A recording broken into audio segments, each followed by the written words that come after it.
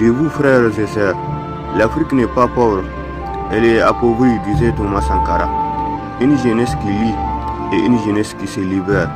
Notre monnaie doit être notre bouclier, notre marché, notre forteresse. Redonnons à l'Afrique sa couronne de récits, de danses et de savoirs ancestraux.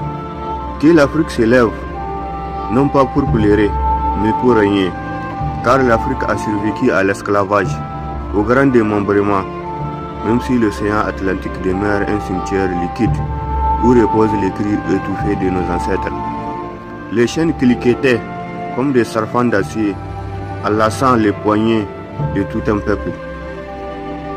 Quand toussait l'ouverture se dressa, Saint-Domingue trembla comme un fauve libéré de sa cage. En 1885 à Berlin, des hommes en costume taillèrent l'Afrique comme un gâteau, sans même un couteau, mais avec des stylos trempés dans l'encre de l'arrogance et de la barbarie. Les frontières tracées furent des cicatrices séparant des frères, divisant des terres qui ne connaissent qu'un seul nom, l'Afrique. En 1957, le drapeau ghanéen s'éleva. Ce fut comme un point noir perçant le ciel colonial. Ainsi, cette lionne longtemps endormie commença à gronder.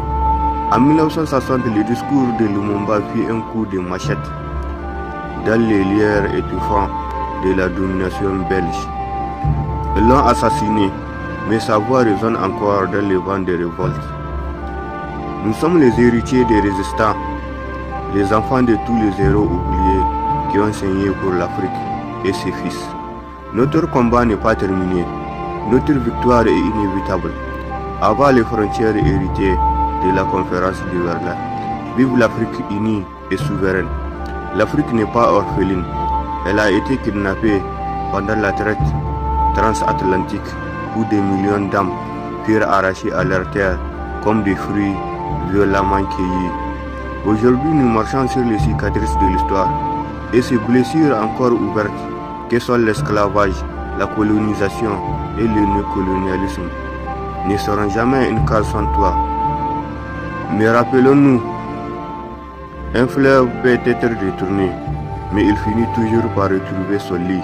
Au Burkina Faso, Sankara marchait si vite que le néocolonialisme trébuchait pour le suivre.